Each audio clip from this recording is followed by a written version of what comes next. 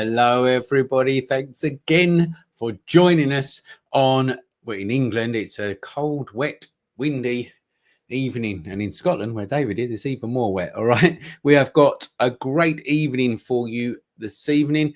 Put in the comments, please, where you are watching from, first of all. Album of the month is there. First to get that. Don't forget. That's an easy one this month. Look, very easy. I will be shocked if you don't get that, but I need the album name and the band name. Right, what we got going on here? We got Steve from Lanzarote. Where was that?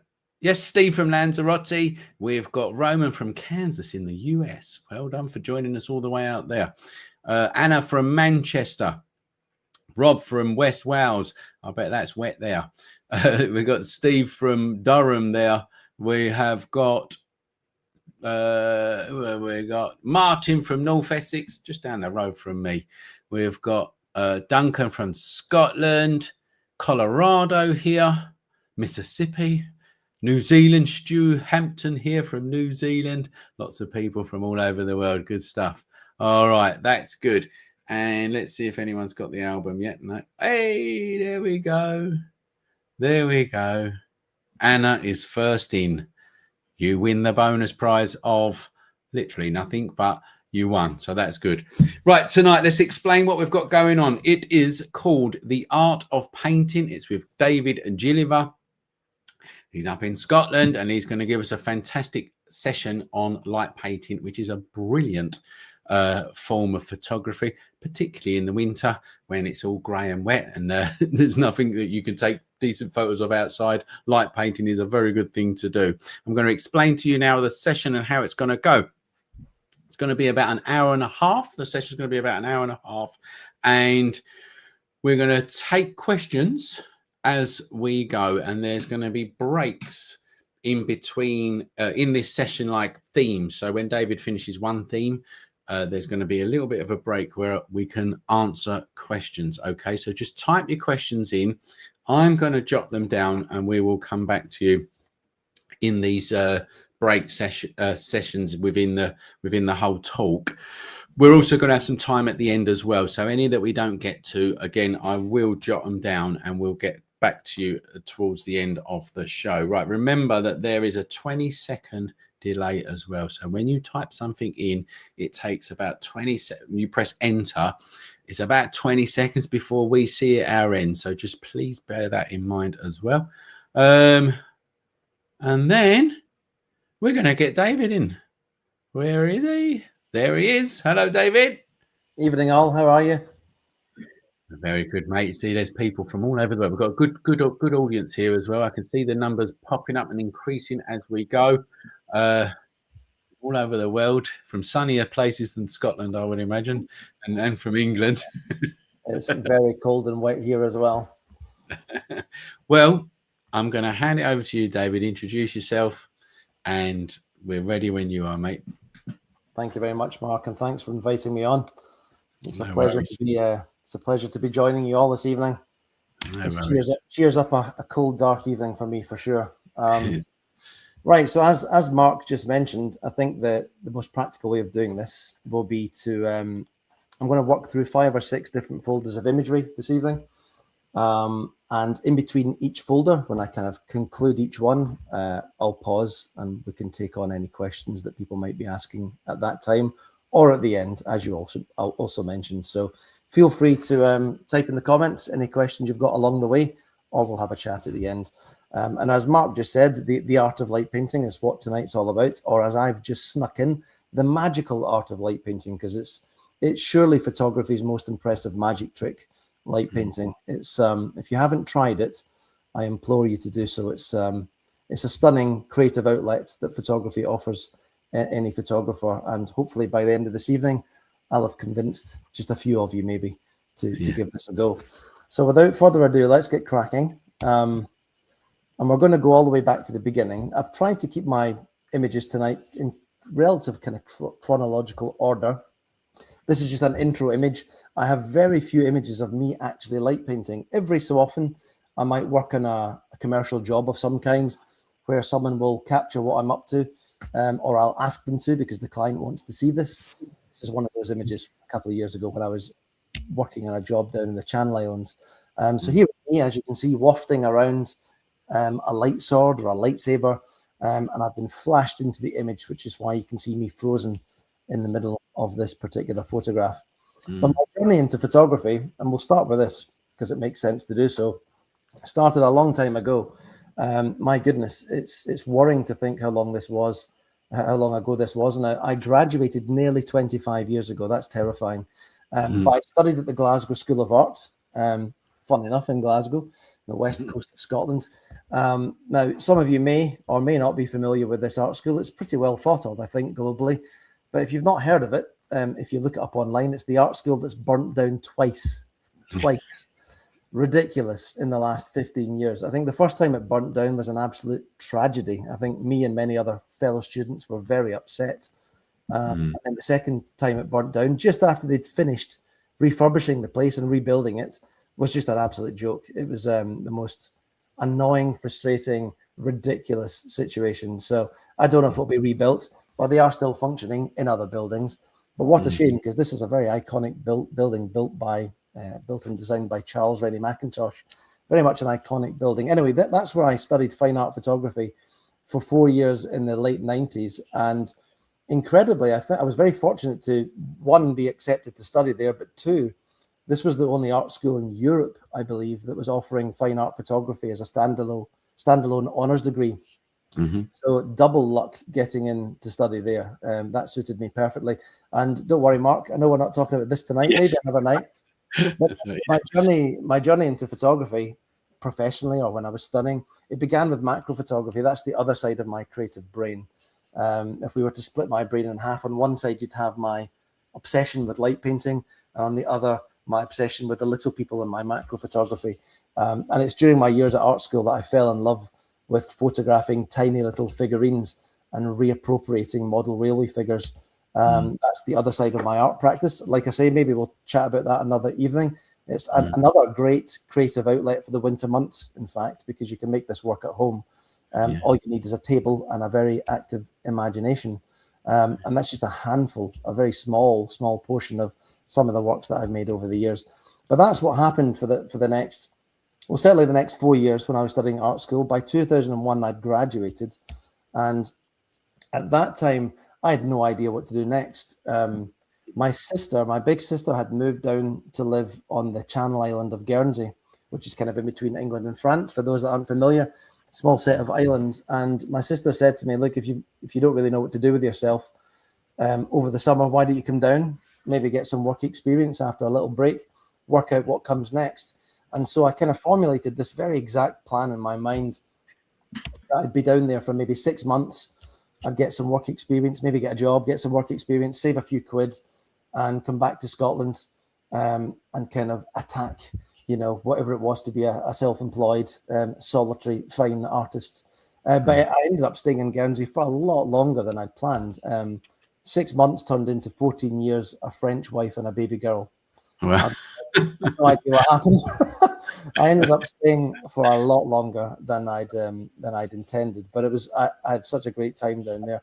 We loved living on Guernsey, and it was during my time living down there that I'd kind of stepped away from my photography. So for the first 2 or 3 years, I'm ashamed to say, because I got swept up into the world of offshore finance, of all things, couldn't be a further departure from the world of fine art photography.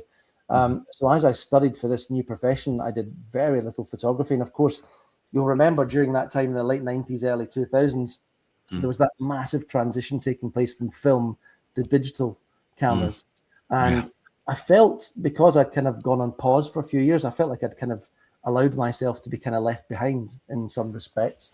And I discovered that in every office that I visited or worked in the boardrooms and just in the general office spaces, there were huge landscape or seascape prints adorning all the walls.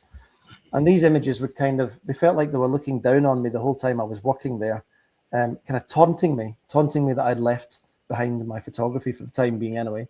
But I ended up using these images as my inspiration because I'd done very little landscape photography up until this point because I'd been working in miniature. And I began to find my way back to photography around 2004 maybe. And using these images on the walls, like I say, in these meeting rooms and boardrooms and so on, I began to document the island of Guernsey. To start with, not really in my own style. Let's be honest, some of these pictures that we're looking at right now, although they're technically sound, they feel a bit like postcards. I went to the kind of beauty spots and started documenting the island because I'd seen them already and I wanted to get better, I guess, or learn how to be good with my new digital camera. And so those images acted as my initial reference point. But as I began my journey back to photography, if you like, and this must be my fine art brain or what was drilled into me during my time as a student, we were trained to kind of at least try to think differently. And so I realized that nobody was documenting the island of Guernsey using long exposure photography, or certainly not at nighttime.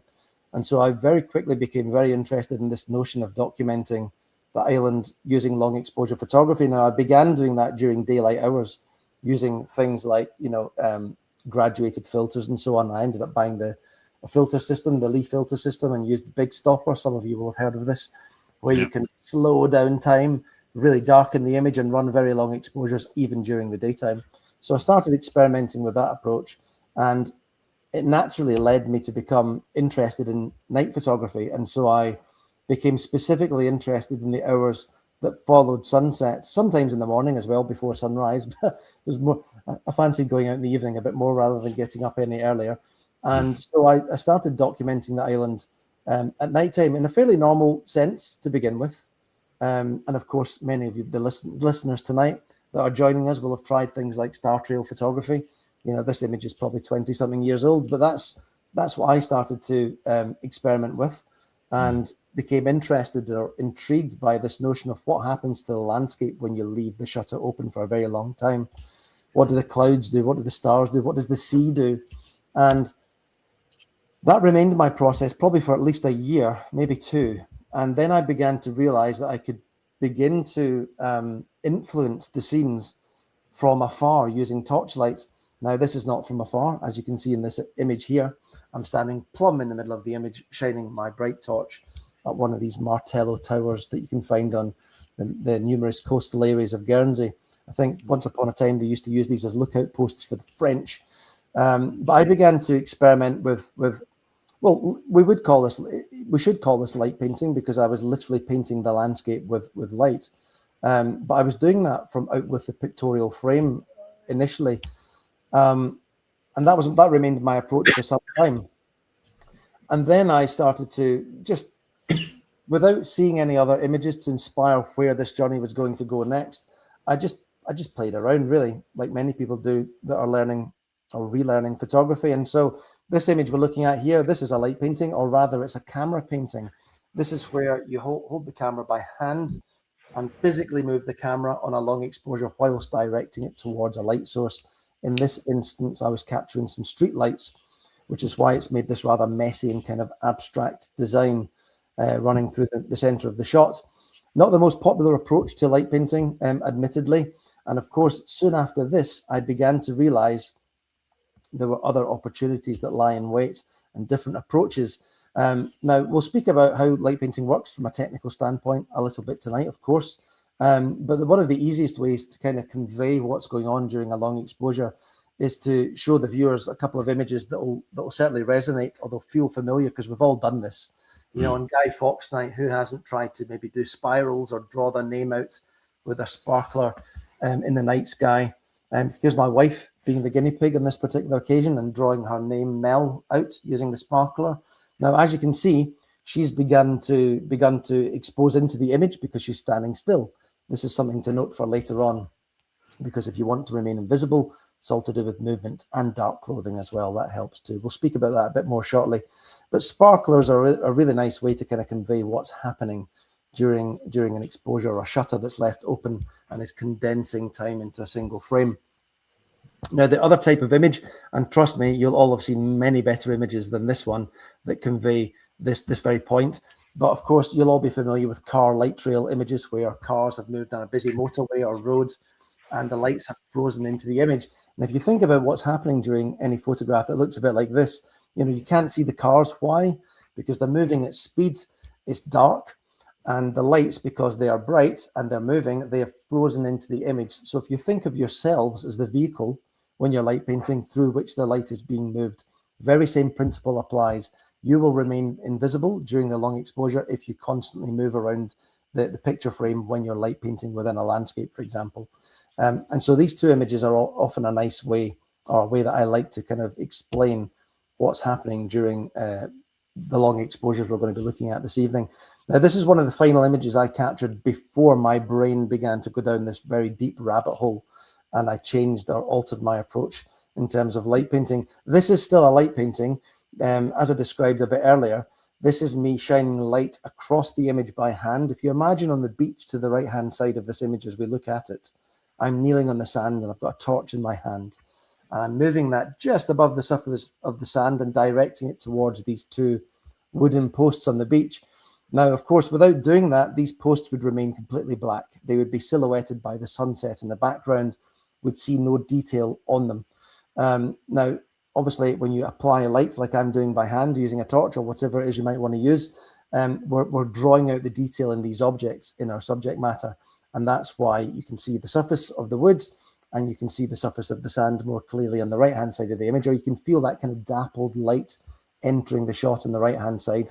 That's the torchlight kind of making its way across the beach and onto these wooden tide breakers. Now, this is where things get interesting, if you ask me. It was at this point early on in my journey that I discovered this image. Now, this is probably the only image I'm going to show you tonight that's not mine.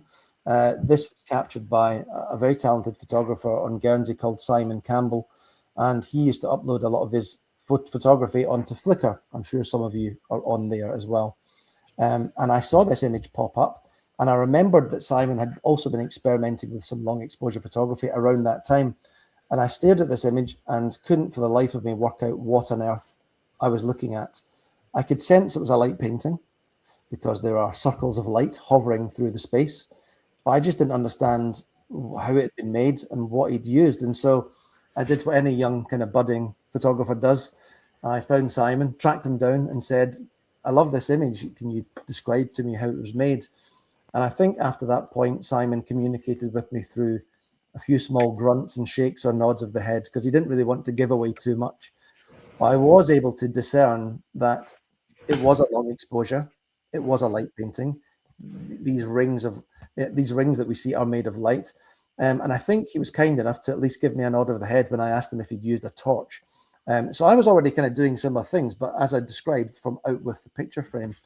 And so I then began to realize that I could actually function within the shot that's being captured and move around with a light source that would hopefully then freeze into the image. And so I decided to arm myself with a small pen torch. And this is the very one that I used, I remember. Still got this in my collection, actually. They're very robust, these little things. LED lens are great, make a torch. Anyway, I had this little torch and I headed back to the same beach. I'd already been down there a few times to do various other things, like the shot we just looked at a moment ago with the two wooden posts. And I decided that I would try something similar to what Simon had done, but maybe just adding a few more ringlets of light if I could. And I was going to say I actually miscalculated that the exposure I was about to run should be around 3 or 4 minutes long. And when I set the camera running, sorry, I meant 7 or 8 minutes long. That's what the exposure time was going to be. However, it began to rain very heavily midway through this photograph, which is why you can see I stopped after 3 of the posts with my light source. I was going to do 4 or 5, but it began to rain really heavily. And so I grabbed my camera and stuffed it under my jacket and ran back to my car, furious that, you know, my first light painting session of this kind had been brought to a close prematurely. And so I didn't even have any hope for this image being any good. I thought it'd be pitch black. You'd see the odd little bit of light. And of course, when I looked at the image, once I got back to my car in the pitch black, this is the image that greeted me. And I realized, had I actually run this exposure for another 3 or 4 minutes, it would have completely blown out. So you'll find with light painting, it's such an experimental form of photography. You make many happy mistakes, some annoying ones too, but you'll make many happy mistakes. And this was my very first light painting of this style, and I've already made a mistake. And this still happens to this very day. I feel like I learn something on every single light painting shoot that I go on. But an interesting image I felt at the time, and thought, okay, I'm up and running. I've got my first light painting in the bag, and it was an exciting moment because I couldn't wait to find out what came next. Now, I think that's the final image of this particular folder, Mark. So I'm going to pause on it. That's all right. We haven't. Anyone got any questions? Please type them in right this minute in time, while David gets the next slides up. So, I mean, just while we're waiting for other people. So, roughly how many years ago did you see that last photo? That was like, let's just say that was your last. Let's just say that was your first light painting. First light painting. So, what year was that? When was that? This was 2008. Oh, right. So it's a fairly long way away. And so 2008, was you digital then? Yes. So at this point in time, this is quite an amusing story, actually. My sister had ordered a digital camera on Amazon. Amazon did exist back then, I promise. And they took so long sending the camera out to her. She was about to go on a honeymoon, and she was furious with them because she thought she was going to have to go without a camera. And so I think Amazon sent her a big apology, and they said, we're sending another one. If the first one turns up, it's on us, kind of thing. Yeah. Not sure they would do that now, but so 2 cameras did eventually arrive, funnily enough, and I inherited my first digital camera because of that story. And so I think Susan gave me that camera for my Christmas that year, and I felt obliged. I was pressured into making photographs again because of that. It might have been another year or two that I would have waited had it not been for that situation. So, so yeah, we were digital by that point. And I remember this camera, my first digital camera, was a Canon 1000D, very entry level digital camera. Yeah. That's still in the early days of digital. Really, it was sort of like that was when that was when people started to actually buy digital cameras. The film ones had gone at that point. Yeah, it felt like the transition had taken place. Yeah. Right, we've got a question here, David. So I will read the question out. You could get the your next. No one can see you mucking about with your folders at this minute. Okay. But, right, there's a question from Barry Harwood here. Okay. He says, do you find the rapid growth of AI imagery has negatively affected your interest in going out and making these images? That's a very good question, Barry. Because the easy question would be, how's it impacting photography in general, or this? But how's it made me feel? Yeah, I think I'd be lying if I didn't say I felt slightly threatened. I think most artists feel like this might not be a great moment that we're in because of the rise of AI. I have to say I've done a fair amount of light painting this year, especially with other groups, and at no point have I taken any less enjoyment from it because of AI. So that's probably the easy answer. Well, funnily enough, last week, I released a YouTube video on AI and photography, and that was my conclusion. Was pretty much that. It was like, well, it's never going to take that enjoyment away. So if you enjoy it, I mean, the money side of it's one thing, but and you know what, Barry, we'll touch upon this again in a short while when I speak about some of the work I've made in the past a bit later on, Back to the Future, or Future to the Back. We will talk about why some clients are still very happy to pay for humans to make the work, and especially to pay for humans to make the work. I actually sense that we're in this interesting period where the value of artwork made by humans may actually increase because it's not made by AI. So the stock value of something being made organically will go up in a sense. Whether that will be the case forevermore going forwards, we'll find out. But I know that I've worked on a couple of projects in the last couple of years that could quite easily have been digitized or falsified, but the clients chose to work with me because I'm a person. Yeah. Well, that's a really good point. And I mean, it's on the YouTube. If you want to watch it, David, it's only I will. I don't know, it's a 10-minute video, but I'll go into that a little bit. And for anyone else interested, go and check it out and also the comments underneath. So I basically just had a rant. I had a rant at the camera and put it on YouTube, and then loads of people have commented, and it's very much down the same lines as literally what you've just said. Right there is loads of other questions that have come through, but do you know what I'm going to do? I'm going to hold them back for when we do the next transition, if that's all right with you. So I'm going to put your presentation back on the screen. So we're back over to you, David. Thank you very much. Okay, well, I look forward to some more questions in a short while. So this might take care of a few of those questions. We'll find out. We're going to look at a small tutorial next. We're going to run through this just to make sure we're all in the same ballpark. Okay, we're all understanding the technical aspects of what we're going to be looking at tonight. So I want you all to pretend briefly, if you like, make believe that you're with me on this shoot that we're about to go on, this night shoot. Bulb mode, as that first slide references, that's the magic mode on your cameras that allows you to take long exposures that surpass the boundary of 30 seconds long shots. So very key this, because the images that we're going to be looking at shortly, we're talking about 4 or 5 minute long exposures in some of the example images. And of course, you can't achieve that on manual, because I think the maximum capacity in most digital cameras, when you keep it on manual mode, is 30 seconds. So bulb mode allows us to surpass that boundary.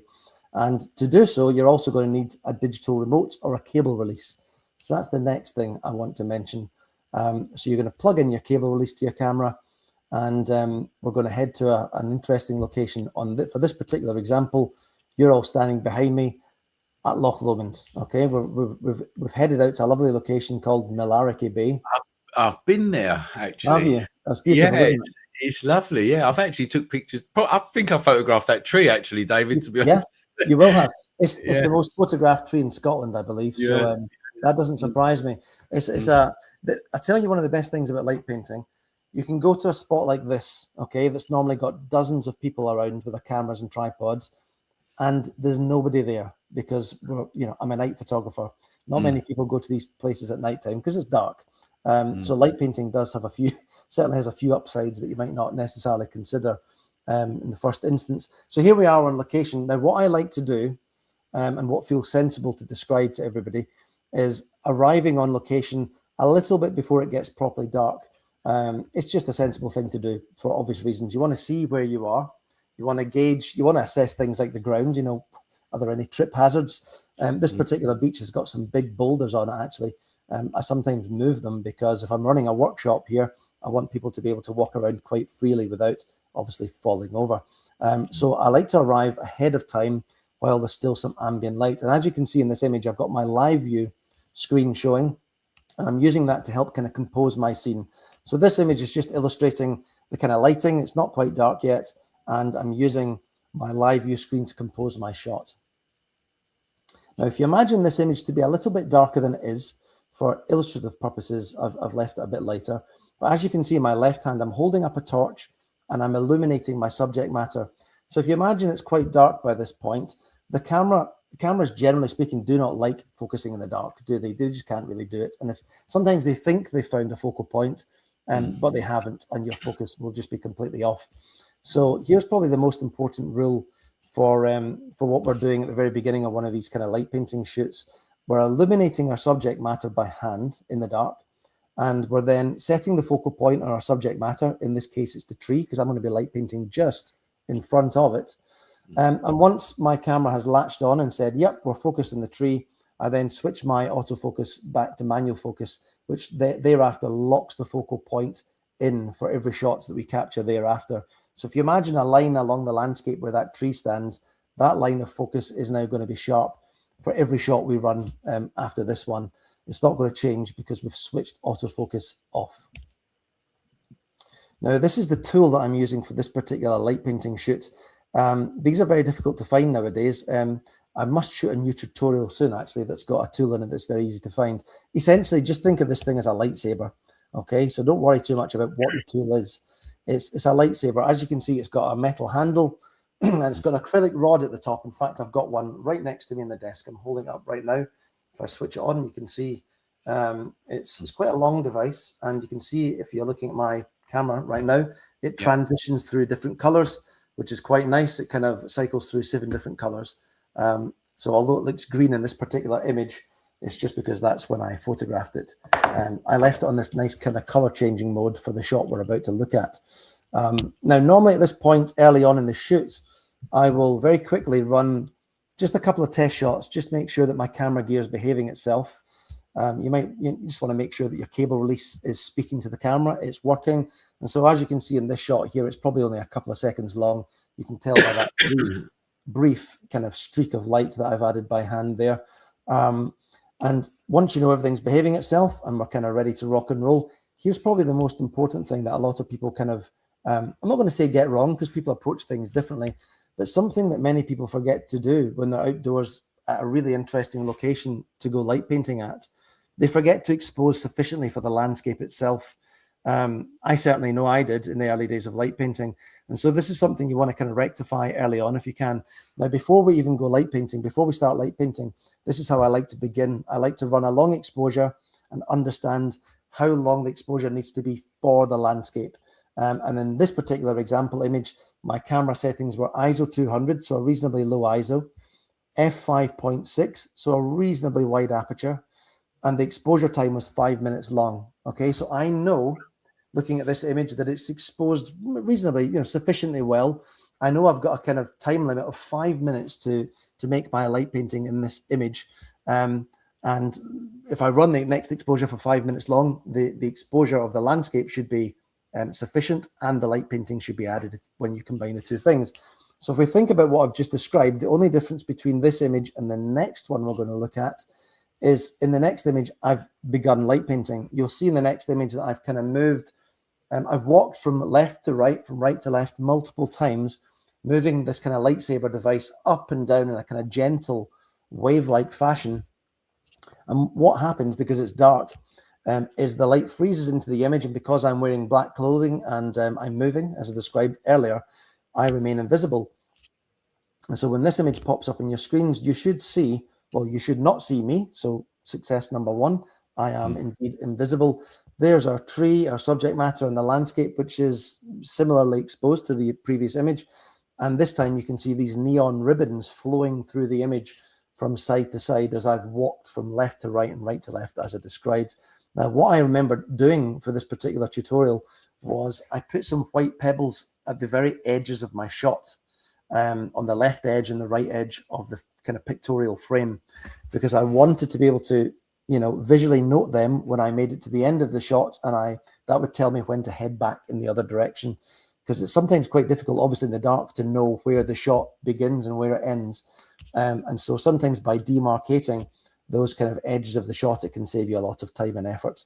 And the next image, I think, yes, it does. It shows a kind of alternative version.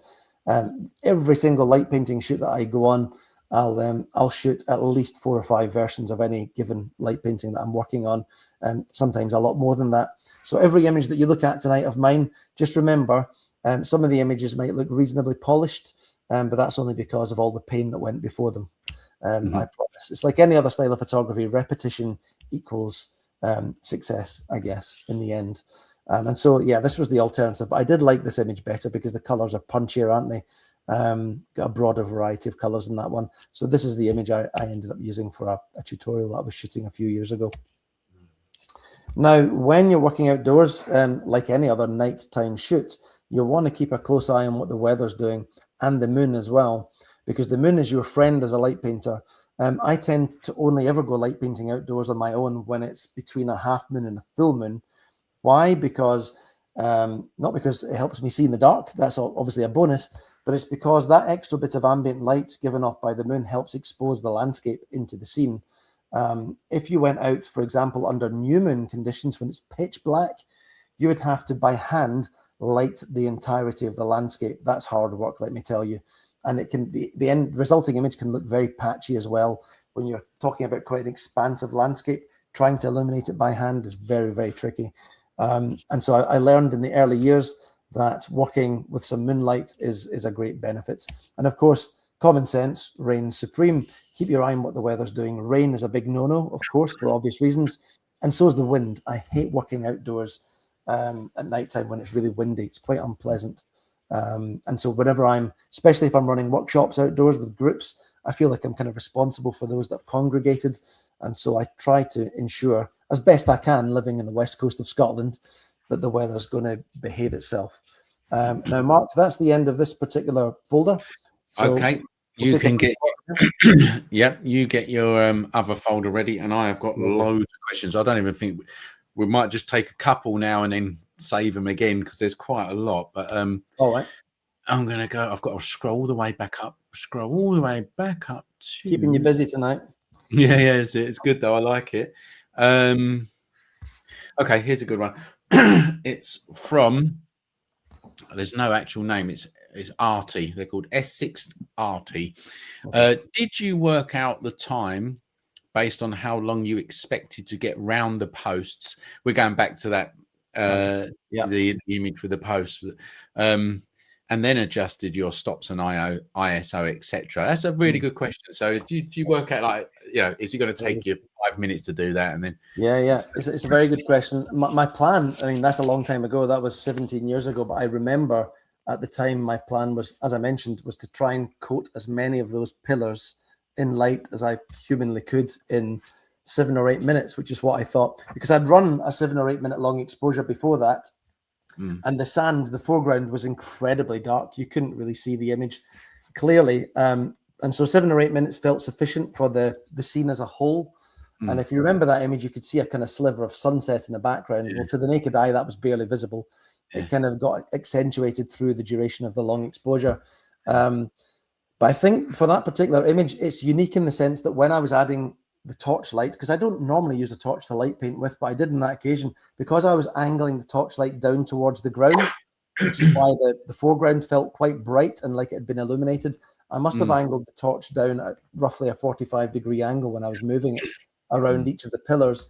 And had I done that for twice as long, the foreground would just have completely burnt out. I would have added too much light, if you like, to the scene.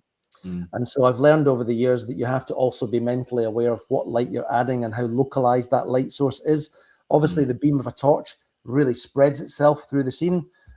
Whereas, for example, that lightsaber device that we looked at a moment ago, like this one here I'm holding, it's a very localized light source. And when you're using this to light paint with, it doesn't really glow much in the space around it, which is why the camera just picks up the waves rather than the glow around the waves as well. It's very localized in that sense. So that always has an impact as well.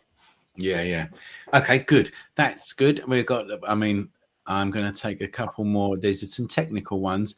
Paul Rowland has asked, there's two questions he's asked. Do you use the same f-stop setting on all of your shots, or what setting do you use? He's also asked about the ISO as well. So ISO and f-stop, like what? Yeah, another good question. I wish I used the same aperture in every shot that I took. That would be a bit easier, wouldn't it? There'd be an easier reference point there for sure. But no, my f-stops fluctuate depending on where I am, what I'm photographing, how far away it is, etc. Depending on what the depth of field really feels like it needs to be. But you obviously have to be aware that the higher the f number, the broader the depth of field, the narrower the aperture. And so you're going to have to work harder to add light to that image for it to be visible, or use a brighter light source. And that's anyone that's been on one of my workshops will know exactly what I'm about to describe. I've kind of memorized over the years I've got such a ridiculous collection of light painting tools, but I've kind of memorized over the years what aperture each tool enjoys, if that makes sense. So if I'm using one of my brightest tools, that's a kind of, it looks a bit like a lightsaber as well, but it's got strip LEDs up the edge. It's very bright. And, I can shoot f11 using that tool. But of course I need to run the exposure longer if I'm in the landscape, for example, because the aperture is narrower and less light's coming in. So I vary my aperture, and the ISO, I generally speaking like to keep quite low. I'll very rarely go above ISO 100 or 200. But an interesting answer to that question might be, sometimes I've learned over the years, obviously this is still early on in my journey in terms of the slides, but I've learned over the years to expedite that beginning process in terms of, running a couple of test shots. So I might shoot with an ISO of 800 early on just to work out what the exposure length needs to be. And then I'll drop it back down to maybe 200 or 100 And of course, you just double your exposure length depending on what ISO you end up on. So for example, if we have 800 to 400 and then again to 200, you would have to then double and double again the exposure length to compensate. So if you were shooting an ISO 200, so quite a simple equation to memorize over time. Easy for me to just blurt that out, but that expedites the beginning process before we really start making the light painting work, at least. Yeah. I mean, light painting is a real test of your knowledge of the science of photography, really, isn't it? And your control of that's, it really. That's a nice way of describing it. And here's a really nice thing to remind ourselves of as well. Yeah. Some of you may not have heard this before, but the word photography, the Greek translation of photos and graph, literally means drawing with light. Isn't that beautiful? Yes, right. The word photography is instructing us to go light painting. I like to think of it that way. Exactly. We'll take one. I've got loads here, but we're going to take one more, and then we'll continue with your and then don't worry, guys. I will get. I wrote them down. I will get to them, so don't worry. This is from Alex is Pink. That's the name there. What made you change from standard photography to painting with light? Well, if we can call my little people photography standard photography, my goodness, that's quite the departure as well, let me tell you. But no, I get what you mean, because this is, from a technical standpoint, completely different, isn't it? Like I said earlier, I think having worked in these offices, or those offices I found myself in back then for so long, as I mentioned, I was surrounded by these landscape images, and it kind of made me jealous in a way that I'd left the world of photography behind momentarily, and I was working in a corporate environment, which was, miles away from what I trained at. And my journey back to photography started with those images. It started with the landscape, and it just happened to lead me down this avenue of night photography because I felt it was visually way more interesting, if I'm honest. And the process of making the work was quite therapeutic as well. Standing out at nighttime, capturing the landscape and using torchlight to influence the scene. I just found it utterly mesmerizing. And I think light painting as well, if you speak to, all manner of light painters around the world, that have got some experience behind them, they'll often speak about the therapeutic qualities of light painting. It does something to you when you're making the work. Don't get me wrong, it can be frustrating at times as well, but it's such a magical form of photography. And I think having discovered it over the course of a year or two, as I mentioned earlier, I'm kind of speeding things up tonight, of course, it just, once I'd learned what you could physically do in terms of moving light around in the frame and creating hovering sculptures of light that move through the landscape, that was it for me. I was completely hooked. And so, I've been photographing toys and figurines for 27 years or something. I've been light painting for about 18. I often get asked, which is your favorite? It's such a cruel question. I can't pick one, but experientially, light painting wins hands down. It's just utterly impressive and magical at the same time. Yeah. Okay, that is a great answer, David. Thank you. For everybody else, obviously we've got another break coming. Put some questions in now. I do have some more to ask because there's like a 20-30 second delay, and obviously you've got to think of a question, right? So if you can do that now, and don't worry, I'm jotting it down for everybody else, and I'm going to hide that comment, and I'm going to put your slides back up on the screen, David, and it's back over to you. Thanks, Mark. Yeah, keep the questions coming. Easy for me to say. Mark's the one reading them out. Yes. So this folder of images, I'll try and go through these with a bit of speed actually, because there's a lot I want to get to. This is kind of this folder. Let's think of it as the light painting tools folder. This is going to give you a nice kind of snapshot of some of the tools that are on the market and some of the tools that you can just find online very easily and cheaply and use to light paint with. So back in back at around 2007, 2008, when I started experimenting with this style of photography, you had to go online, eBay, Amazon, wherever, and find any old tool that illuminated and was portable. Okay, there was no such thing as a light painting tool back then. However, that has changed, and we'll get to that shortly. For those from a technical standpoint that are wondering what gear I shoot with, because there's always somebody that wonders or asks, I'm still, to this day, actually, I've been doing, probably must be around 9 or 10 years now.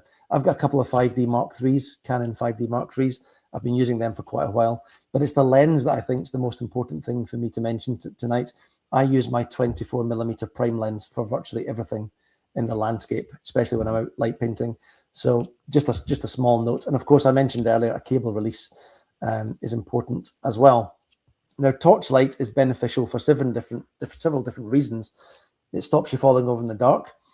You can light paint the landscape with it. We talked about this earlier. You can light paint lines with the torchlight, as I did for that first light painting we looked at. And head torches are just incredibly practical for altering your camera settings in the dark as well. So I always travel with a bunch of different torches, and torches have become, more complicated, more complex, and impressive over the years in terms of light painting. We'll touch upon that again shortly too.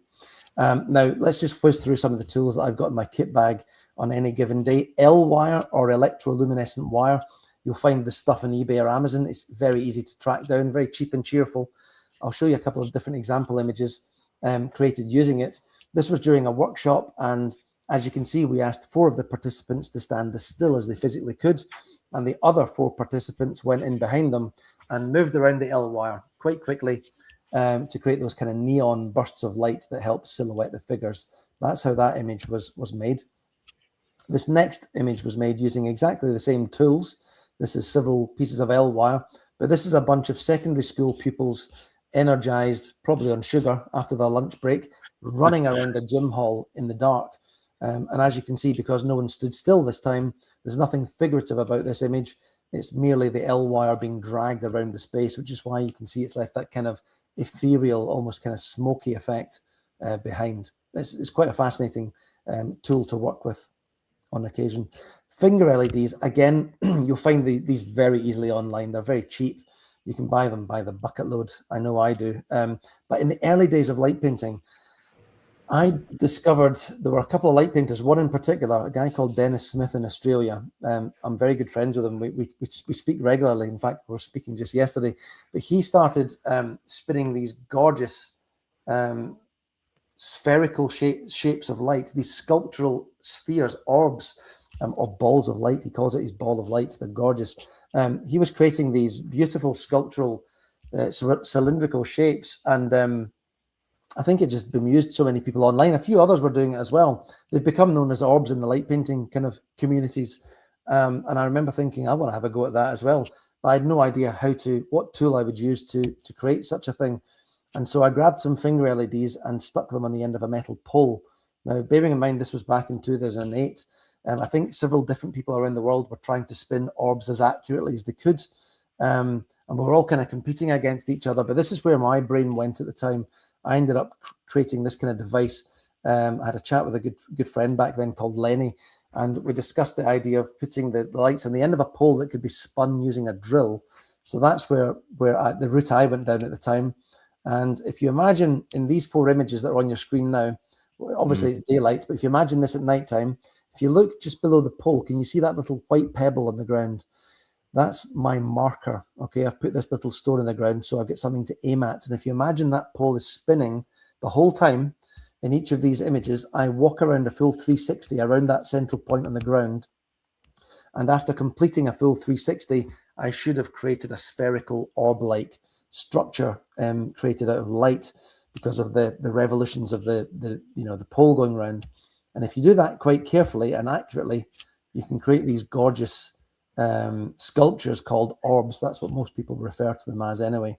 And again, because you're walking around that point on the ground that's been demarcated by a stone or a coin, because you're walking the whole time, the camera just doesn't pick you up. You blur into nothing essentially, and leaving behind once again these beautiful kind of lines of light. Very different to the ribbon kind of structures that you see running through a lot of my work. But I love creating orbs as well as the kind of ribbons. Two of my favorites.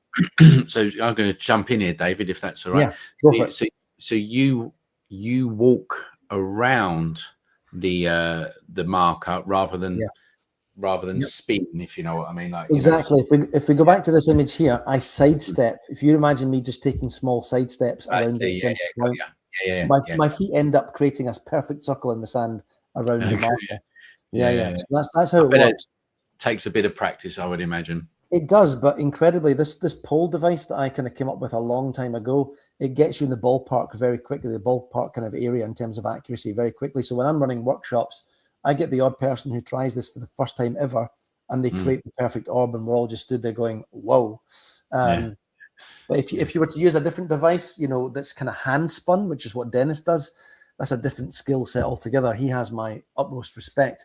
That is way more difficult to gain control over and learn, for example. But the pole device just gets you in the sweet spot pretty quickly. Now we looked at this device. This is where everyone tilts their head onto the side. This is the device we looked at a short while ago for creating kind of ribbons with. It's kind of like a lightsaber. One of my simplest, shortest exposures, this was a 30-second long exposure. And I've started at the back of the image and walked towards the camera and put the tool down into this little hatch and switched it off. And very rarely do I do this. I can think of maybe 2 occasions I've ever done this. I then went back around to where my tripod was standing and fired a flash gun to depict the detail in that kind of alcove area that I was standing. It's a little fisherman's hut. There was crab pots and stuff behind me when I was shooting this image. Fascinating little place. But a very simplistic image, this one, but it's one of my favorites. I just love the flow of the ribbon, traversing from the back of the image down into the hatch in the ground. Very simply made. Laser pointers, I don't really rate these overly highly, but you can experiment with them, and I certainly did that in the early days. This is just one image I'll show you briefly using a laser pointer. This was not my 24mm lens. This was a zoom lens. Because I remember standing quite far back in a car park. It was a horrible evening. It was the sea was wild, and as you can see, the rocks are just getting smashed. You can see all that white mist from the long exposure of the water there. But what happened, unbeknownst to me, was that the laser pointer reflected upwards off the wet rocks into the sky. Now, I could not see that happening with the naked eye. That was, again, one of these happy mistakes whereby I've looked at the camera at the end of the exposure and thought, what on earth? Wasn't expecting that. That happens quite a lot, but really, really quite a cool effect, unless you're Superman, because they do look a bit like kryptonite, don't they? Torch filters. These are very cheap and cheerful. Again, you'll find these online if you go looking for them. This is one way of very quickly changing the light source, the color, of your torch light. However, there are torches that do that for you now anyway, in terms of all the little settings they have in them. But back then, this was one way of achieving it. Or many people used to speak about eating quality street sweets. Do you remember them, Mark? Yeah. And the sweets used to come. Yeah, well, but annoyingly, they're still going, but the wrappers aren't the same. So they used to come in little coloured gel wrappers. And if you collected the wrappers, you could put them over the end of your torch and create different colours of torchlight. And so here's a very brief experimental image of me attempting by hand to kind of colour each of these segments of this big concrete block. Quite a strange image. That one feels quite surreal, doesn't it? But literally colouring the scene in by hand. Now, for anyone that was wondering if this topic would arise tonight, it's arisen. This is steel wool or wire wool. It's funny enough. It's one of the things that a lot of people experiment with first when they want to try light painting. But I want to know who was the first person that found this out, because they must have wondered to themselves, it's such a strange thing. They must have wondered what's going to happen if I ignite some steel wool that's stuffed into a whisk and spin it around my head during a long exposure. And the answer is something pretty cool happens. A bit like this. It's quite a dramatic and visually impressive, technique, but it's dangerous as well. So be careful, folks. If you're going to try this, wear a hat and maybe wear some goggles as well. I know of at least 2 people in America that have burnt down buildings doing this. So like I say, be really careful if you're going to experiment with some steel wool. I used to end my outdoor workshops in Guernsey, as you can see in this image here, actually, by doing a steel wool spin at the end. I was the guinea pig that used to go up there and spin this stuff. Somehow avoided injuring myself over the first maybe 4 or 5 years I was using it. It's a miracle, really, but it does look quite impressive, doesn't it? It's pretty cool. Yeah, it does, you essentially turn into a human Catherine wheel. Again, another very talented light painter back in those days wondered to himself, what would happen if I attached some LEDs around the edge of a bike wheel and prop it up and spin it on the ground? And what it does is it creates these beautiful kind of spherical dome-like shapes. Wow. A bit like an orb, but they're kind of cut in half and they come out of the ground. But listen, gravity makes this work for you. Those domes in the foreground here, that was just me shoving the bike wheel 4 times and watching the bike wheel kind of do a couple of spins around that central point. And then I've added a bit more light painting in the background. As you can see, it was probably during a workshop. But yeah, really, really easy process, this one. Just remember that the wheel has to be propped up at roughly a 45-degree angle. I think the closer to 45 degrees is, the tighter that little hole is at the top. But yeah, really, really simplistic thing for anyone to try. As is this next one. What you're looking at here is a light hanging from my living room ceiling. It's weighted, so it's got a bit of weight to it so that it spins nice and smoothly. Because what we're going to do in a minute is we're going to spin the light around from my ceiling, or your ceiling, whoever wants to try this. And the camera, as you can see, is on the ground facing directly upwards this time to capture the action that's spinning around above it. Now, if you imagine doing this in the pitch black, the spinning of that light creates the most beautiful kind of meshed effect. And I remember, again, this was quite an early thing that a lot of light painters were experimenting with back then. These things became known as physiograms. And as you can see in this one that I've spun, there's loads of different colors, and I've achieved that. Still, all the shots that we're looking at tonight were all captured using single long exposures. No trickery here. But this one, I was able, during the long exposure, the single long exposure, I've replaced the lens cap several times and changed the color of the spinning LED so that it's added different layers of color in the same shot, if that makes sense. And if you look at the background of this image, you'll see that kind of hazy, smoky effect. That's L-wire, that stuff we looked at a minute ago. That's me moving around some of that in the background just to create a bit of a textured backdrop. So once again, a bit like the bike wheel, gravity is making the work for you here, which is so you would just keep spinning it, like, because obviously it's going to lose its momentum. So you just give it a nudge. Yeah, and Mark, do you remember spirographs? Yeah. That's what it looks like, that, doesn't it? It does look like that. And as it slows during its spin, that's normally when I put the lens cap back on. I would then change it, set it spinning again, and then repeat 3 or 4 times. So that's how that image was made. You'll all know what these are. These are glow sticks, of course. Very easy to find these online. Again, very cheap and cheerful. And one of the funniest things I like to do during my light painting workshops is I kind of hand each attendee one of these glow sticks and get them to line up in a row in front of the cameras, and I'll start all the cameras for them, and they'll stand there and color themselves in. They'll use the body as a template. And the more kind of careful you are, or the more delicate you are in terms of the detail you're adding, the more figure-like it will look in the final image. As you can see, varying degrees of success in this image, but it's always quite amusing to watch. In terms of a spectator sport, this is probably the funniest one. I always have to remind the group, whoever's watching the first group doing this, don't laugh too hard because you're next. It's always good fun, that one. Now we're kind of veering away from all the different tools you can find on the internet with relative ease that are, cheap.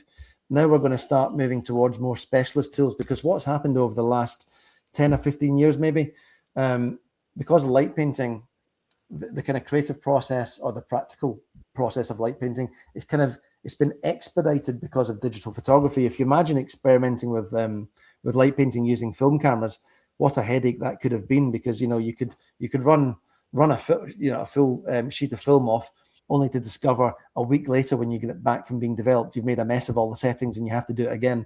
Whereas in this day and age, your results are instantaneous, and so that's just meant that light painters, I think that's why this modern kind of era of light painter, they've expedited the creative process massively over the last 15-20 years, because of the fact you can see the results immediately and then alter your approach and just go again. So you're constantly learning. The learning curve is like this, So some of a bit like myself, some photographers have become full-time, professional light painters, and some of those professional light painters, if we put them in a big sieve, have become inventors and have invented really impressive light painting tools specifically for the art of light painting. And this is one of those tools. This is called a pixel stick. It's a 2-meter long pole. It's massive. It's got 200 LEDs running down the face of it. And it takes SD cards, a bit like your camera does, because you can actually upload imagery into this thing and it will regurgitate those images in light. It's very impressive. It's a bit of a one-trick pony, but the trick it does perform is pretty impressive. Wow. So if you think of anything, think of any image. In fact, I could take a picture of you, Mark. I could take your portrait and then upload it into the pixel stick and paint your portrait into the night sky. Bizarre. And it would get rid of me grey hair and everything, wouldn't it? Well, it doesn't work miracles, I'm afraid. You'd need Photoshop for that. That's a bit like me, don't worry. I'm the same. Here's a slightly prettier image. Here's an image I uploaded of some nice different coloured butterflies floating around. So what I've done here is I've just walked from point A to point B while that image is flashing. The LEDs all kind of flash in order. You know, when you're dragging the tool, when you hit the fire button, you walk with it and direct it towards the camera, and it basically joins all the lights join up and create the image in light. It's quite mesmerizing to watch it actually taking place when the pixel stick is in action. I actually uploaded this image just before we started tonight, because I made this quite recently with a group out at Loch Lomond. And if you look to the right of the image, you can see me, because I've had the pixel stick really cranked up to be quite bright, and I've kind of frozen into the image. If you look at the right hand side of it, you'll see a vague kind of blurry image of me holding the pixel stick. So you can upload images, text, logos, anything into this thing. So just a quick question with this pixel stick: does it matter how fast you actually walk? You know, it's a really, really sensible question. So you can alter different things on the pixel stick menu screen. You can alter the speeds that the lights will fire. You can tell it to fire from left to right or right to left in terms of what direction you're going to walk in. You can duplicate the image file, so it can do 3 or 4 of them, 5 of them in the same image. But yeah, what you can do is you can go into something called, because they're BMP files, they're really quite small. You know, they're the tiny image files that you upload into this thing, and they have to be 200 pixels on the shortest edge, if that makes sense, because the pixel stick has to allocate an LED per pixel, so it knows how to, regurgitate that image file in light. But you're right, the speed does come into this, because if you walk too quickly, you will stretch the image, whereas if you walk too slowly, you'll condense it. So after using it a couple of times, you get a feel for it. As I always tell people that I'm teaching or mentoring, you just walk at an average pace for most things, and you'll work out quite quickly what speed you need to program the tool to be on to kind of to match the speed at which you're walking. I rarely run around or move at snail's pace. I just kind of move at an average pace when I'm light painting using my various tools. Now this is where things really do get interesting. This little rubber stopper doesn't look like much, but my goodness, we have a chap called Jason Page in Florida to thank for this. He came up with this idea of creating what's called the universal connector. I've got one here actually attached to one of his wonderful light painting tools. His business is called Light Painting Brushes, and Jason came up with the idea of creating this little rubber stopper, which basically fits on, if you see what I'm holding up in front of my camera, it fits onto the different light painting tools here, and you basically stuff a torch into the tool, and when you switch the torch on, you have an interchangeable light painting system. And Jason's aim, that must be at least 12 years ago now, Jason's aim, I remember, was to bring light painting to the masses, and he certainly did that by creating this very simplistic system. You should look him up. He's some talented dude. So yeah, this little universal connector is incredibly important, because all of a sudden the light painter was now able to insert a whole range of different tools into the same fitting, using a torch as its light source, meaning that you could, at the very drop of a hat, you could change light painting tools. Really fascinating development, and this is where the evolution of light painting really started to pick up as well. This is, I'm sure I picked this off Jason's website some time ago. It's the only image that's not great resolution, but you get the gist. You can see the torches at the bottom of each of these tools. There's the universal connector, and then the different tool head fits in to the top section, and it grips on. So it's a lovely, lovely system that Jason developed. And probably more recently, in the last 5 years, a chap called Joel, again in the US, has developed this torch called the RGB Critter. That's what they look like. That's 2 of them there. And again, they've got this kind of beveled edge, kind of screw function on the top of the torch. And again, you can screw in different light painting tools into the system. So you can use things like optic fiber dusters, lightsaber attachments, light blades, which are these different shapes of acrylic. If I switch this torch on, you'll see I'm holding one up right now. So light blades are a gorgeous light painting tool. I love them to go light painting with. Jason's got a massive range of them. So do the RGB Critter folks. Light blades are really interesting because you can create the most gorgeous kind of abstract light paintings. So the RGB Critter's only been out for about 5 years, I think. You can look that up online as well, but it comes with a nice broad range of different tools that you can fit in the top of it. And sorry, yeah, this tool here, this fitting here, this is an optic fiber whip. It's a bit kinky, this one. It's pretty long. And if you imagine me holding that up in both hands and moving it around behind these workshop attendees, it creates this gorgeous flowing kind of strands of light that intertwine. And if you move it around at speed, it creates this lovely meshed effect. And if you zoom into this image, you can just imagine how much detail is captured in there because of all the different optic fiber strands. Really is quite impressive. And this is that guy, Dennis Smith, I mentioned earlier, a good friend of mine. This is Dennis's orb tool. This is his ball of light tool. And as you can see, it's a wire device. So he holds that little controller device, the controller box, in one hand and spins the wire from his hip and spins this kind of ball head around that lights up. That's how Dennis creates his orbs. I've tried it. I've met Dennis. He stayed with me last year. We had a great catch up. And my goodness, is it difficult to master that tool when you've been spinning a pole around for 18 years, let me tell you. Here is a whole different range of light blades. Another very talented light painter called Patrick Rochon, French-Canadian chap. He really kind of revolutionized light blades and using them within his artworks. And he created this incredibly broad range of light painting tools, gorgeous things. I own many of them. But they look like weapons, don't they? They look quite almost threatening at times, the ones that are like, sharp endings. Fascinating tools to light paint with, though. And there's no way I can forget to mention a guy called Eric Paré. My goodness, Eric's light painting's beautiful. Again, look him up online. These folks that I've just mentioned, they were kind enough to allow me to feature them in the book that I wrote on light painting because they all make incredibly different and unique and very impressive light painting tools. And as I mentioned earlier, some light painters have become inventors, and they've helped really drive on, the art of light painting through making these lovely kind of ranges of different tools. Now, for anyone that's not on Flickr, or for anyone that is, you should look up this group called Light Junkies. My goodness, was that a fun place to hang out in the early days of light painting. As you can see, nearly 20,000 members, a huge number of photos have been uploaded in here, and these are from light painters all around the world. I still look in there every so often for inspiration. It's the most impressive gallery of light paintings on the planet, I reckon. So look up Light Junkies on Flickr if you can. Right, Mark, let's pause there. I'll pull up that last slide again. If there are any questions, we'll take a couple and then we'll jump into the next folder. Yep, no worries. I have got some questions. I'm just going to go back. I'm looking for Rich Noons. I'm looking for. So I have to scroll back, you see, because that's all right. Here we go.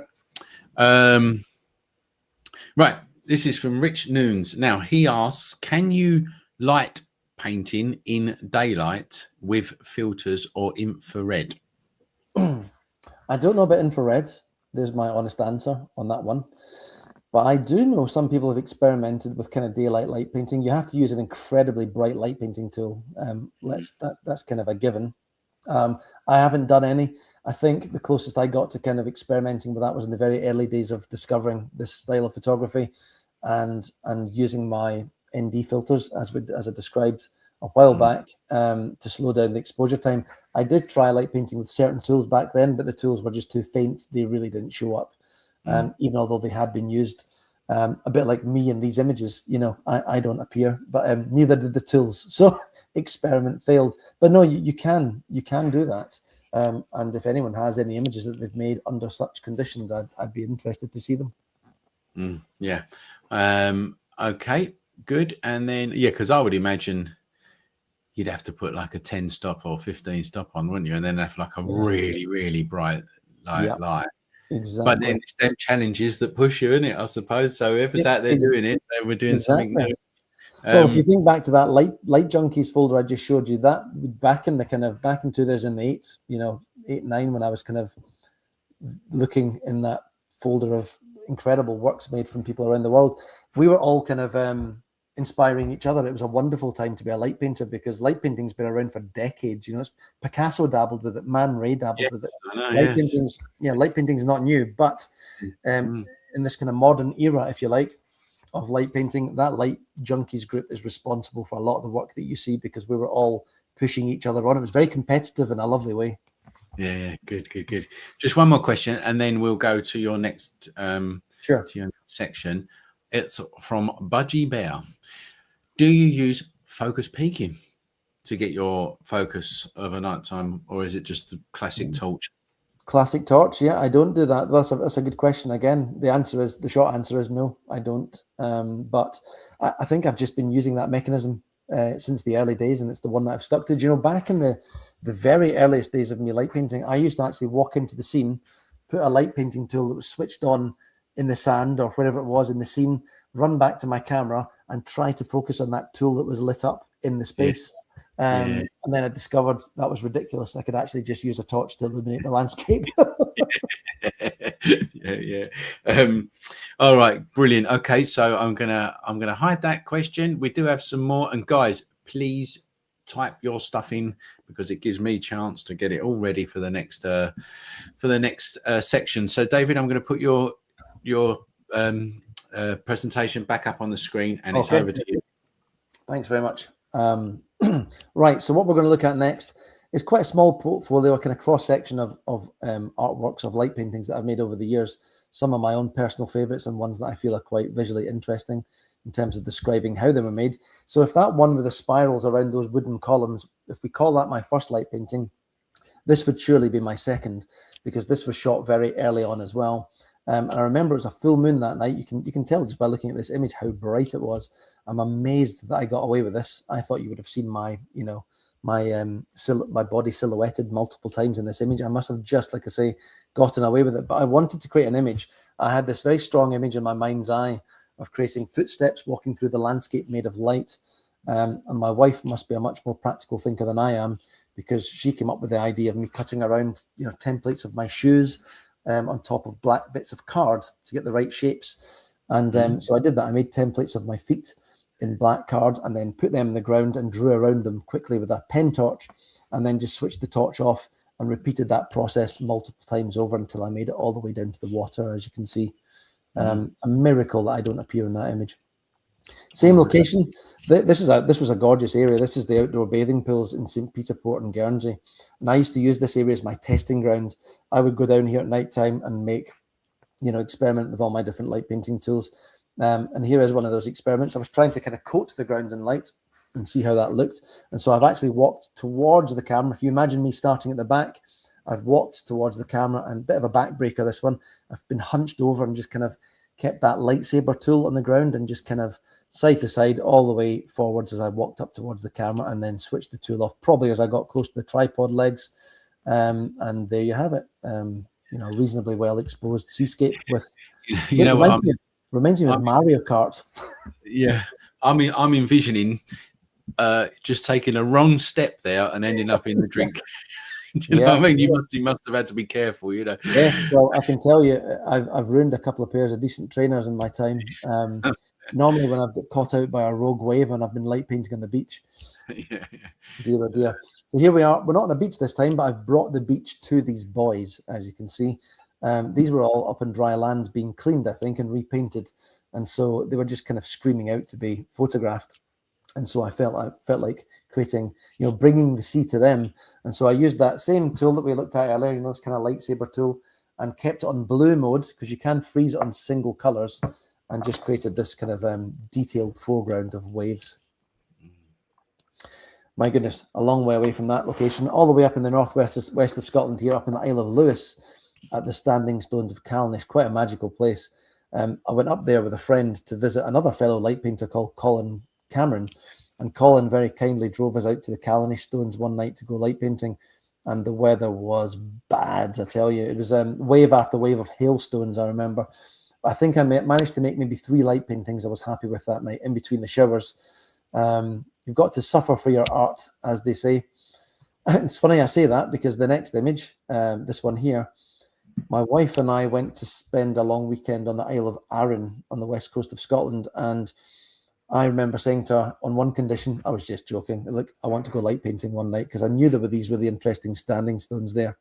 And so she accompanied me, and we went out to the middle of nowhere. It's like a half-an-hour walk from the nearest road. And we got to this really interesting place just as the sun was setting and just as it got really dark, and I started making work. Millions upon millions of midges came out of the grass, from nowhere, and swarmed us, these horrible little flies. they just chased us away. I think we spent a total of about 15 minutes there in the dark before we were forced to leave. What a disaster that was. Another very brief experiment, just me mucking around with a tool. That's the pixel stick, actually, which you can put on a color mode. I'm just walking in front of some very wet sand just to try and, just to visually understand what the reflections might look like with the light painting in the background. This is a physiogram, the spinning light from the ceiling. And I've created a blurred spin in the background by covering the camera lens with some acetate and then taking the acetate off for the next spin, which is why the next one's nice and sharp. And then the butterfly shape, that was a little keychain that I had that actually lit up in the shape of a butterfly. It broke years ago, but I did go on an L-Wire website recently and found other shapes that you can buy. And keeping up with the Christmas theme here, you'll see I've got a kind of snowflake design in my hand here. And this thing, you can switch it on. It kind of, if you imagine just freezing that into an image multiple times. Yeah. Same principle applies to this little butterfly shape that I just kind of flashed on and off and added it to the image as well. This was one of my favorite nights. There were two photographers up in Aberdeen, up in the northeast of Scotland. They were really keen for me to take them out in a light painting workshop. And oh man, they were hardcore. They drove down late evening, and I think we met at like 10, 11 p.m. because it was kind of, I don't know, midsummer, early summer. It was still bright quite late on. And we walked until, I don't know, 1 or 2 in the morning. And then they drove back to Aberdeen, another 2 or 3 hour drive. But I remember this night, it was mild, it was comfortable, it wasn't too dark. You can see we had interesting clouds and the stars were just kind of, starting to streak across the sky. And we added, 2 different light painting elements to this image. And I initially felt gutted because we had that kind of wooden structure that had floated or drifted into the shot, which felt like a bit of an eyesore initially. But I then realized we had a platform upon which to light paint. So we used that to our advantage for the rest of the night. Now, this is the image, Mark, I think you used to kind of advertise tonight's. Yeah, it was, yeah. It's a nice one, this, and it's the double orb thing's quite interesting. I know that some people, if you think of one of my long metal poles with the lights in the end, you can put lights, further in on the pole to create an orb inside the outer edges. But it doesn't work as well. What I like to do is spin 2 separate orbs. So I've got different lengths of metal pole. My normal one's about 2 meters long, I believe. The other one's about 1.5 meters long. And so what we have here is me spinning the short or the smaller orb first, and then I've walked back into the scene and spun the second one during the same long exposure in the same place, and then flashed that little butterfly thing into the shot multiple times again. Very, very easily made, but obviously practice needed, especially when nailing that kind of, the orb structures. And, you'll discover this if you go out a lot at nighttime, your camera, no 2 nights are ever the same. Sometimes the exposures feel like daylight, when they've completed their exposure time. Sometimes they still feel very much like nighttime. And of course, if there's a lot of ambient light, if it's a full moon, that can actually begin to kind of eat up the light painting. It becomes, if you let the exposure run too long, the light paintings will actually start to fade out. The ambient light starts to eat them up, if you think of it that way. So light painting, when it is quite dark, is a bonus because the light paintings really punch through the darkness. But the more ambient light that's around, even if it's from the moon, that can obviously have an impact as well.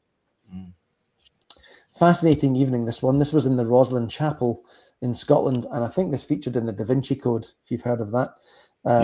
Tom Hanks, I think they filmed some of it here. Fascinating place. I went here to run a workshop as part of a science festival, I think, and they gave me a private tour of the place before I ran the workshop, and they explained to me that one of the most likely resting places for the Holy Grail is underneath this chapel. So I spent the next 3 hours running a workshop with that thought swirling around my head. Yeah. What a surreal evening that was after I learned that. Yeah, that's a great photograph. Oh, thank you. Nice contrast of colours there, the orange and the blue. Yeah. This was one of the other light paintings I made whilst we were being battered by hailstones. And if you look closely at this image, if you look at the base of the orb, you'll see 2 slightly kind of dark lines protruding from the base. Those are my legs beginning to expose into the shot because the ground was so wet and saturated.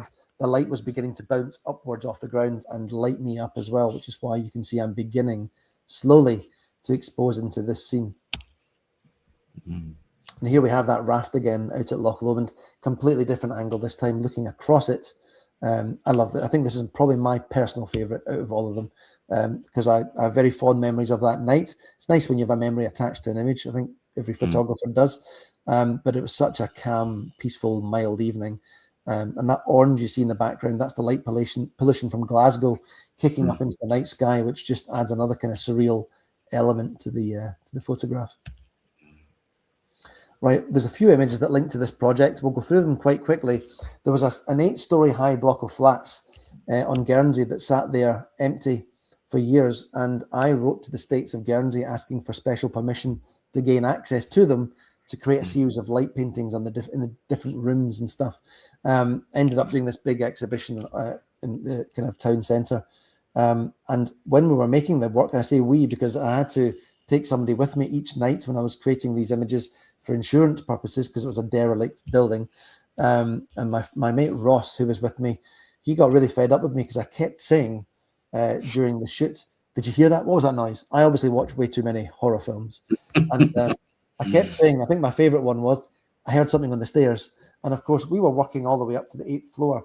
And one night, sadly, I was right, because we were in the middle of a light painting shoot, and the door got slammed open right up on the 8th floor, and two very animated policemen and a very angry Alsatian came bursting in, and they kind of had me up against the wall. But I explained I had permission to be there. In hindsight, maybe I should have let the police know as well, because I think a neighbour had seen lights flashing out one of the windows and wondered what was going on. And so the police probably, I don't know who was more confused, because the police must have thought they were coming in to, arrest a couple of youths that were spray painting or something on the walls. But instead, what they found was a grown man running around with a lightsaber. They came to the exhibition in the end, which was nice of them. We had a good laugh about it. But I tell you what, I got such a fright that evening from that experience. I didn't make any more work that particular night. We just headed home because I was shaking. Here we are back in the Isle of Arran again. Enjoy this image because I was being eaten alive at this point by midges. At least you got the shot. Exactly. That's yeah. Well, I was going to say that's all I remember. All will remember, but no. Sadly, I have the trauma of the midges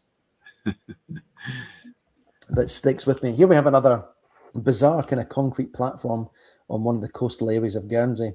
The interesting and grim thing is the Channel Islands were occupied during World War II by Nazi Germany, and as a result, there were loads of different concrete bunkers around the coastal areas of Guernsey, which, in a way, they make for quite interesting features, photographically speaking, and certainly for light painting. I used to frequent them and spin orbs on top of the platforms and stuff. But that's why they exist there. This was a weird evening. I remember going on this night shoot and coming home and thinking, why can't I get rid of this horrible red color cast from every image that I've shot? I could not work out the white balance for these images. And it's because the Northern Lights were so powerful that night, they made it all the way down to the Channel Islands, which is very unusual. And every image had a red background. You can kind of see it in this one. And it's because it was, the Northern Lights were doing the thing. I had no clue at the time, unfortunately. This is the pixel stick, that tool that can create images in light. It really is quite an incredible tool. Like I say, it's a bit of a one-trick pony, but if you have a very particular idea that you want to create using it, it can be quite impressive. Here we have a bunch of young scientists that study at the Glasgow University. I think they're studying cancer research or something incredible like that, and they had this team name Optima that they were known by, and they wanted me to, if I could, light paint their logo into a shot. So I got them all to sit like statues for me on the ground and not move as I ran the pixel stick behind them, as you can see. And then the pixel stick is responsible for doing things as surreal as this one. Here's a disembodied Hulk floating randomly in the landscape. It really is such a weird tool at times. And of course, there's nothing stopping you from combining light painting elements in the same shot. I don't do it too often. I probably do it more now than I used to.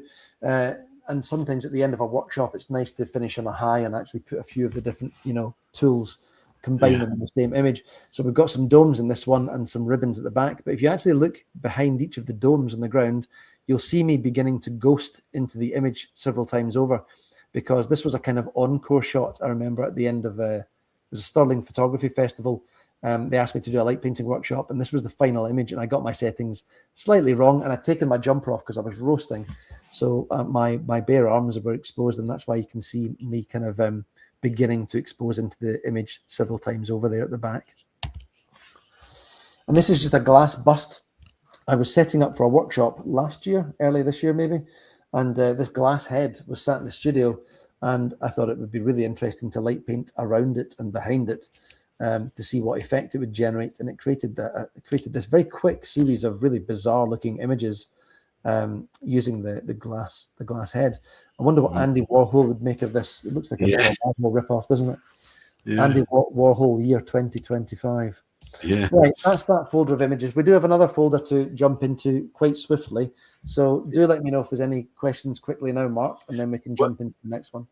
Okay, you just get that folder ready, and I will go find a question. There is a few more coming in, and of course, guys, put more in. I am looking for someone. I'm looking for Richard Morris. So you get your next folder ready. I know Rich Morris. Oh, do you? There we go. Yeah, I've got I think it was earlier this year. He was on one of my workshops. Oh, okay.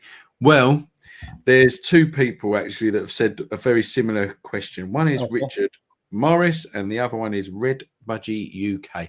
And basically, they're saying what they're saying. What location is on your bucket list?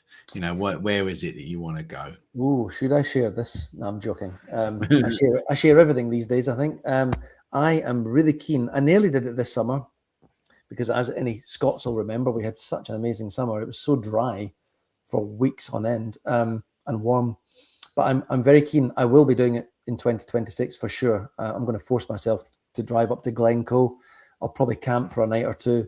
And Glen Etive, many of you will have heard of it or know it. It's stunning landscape for photography.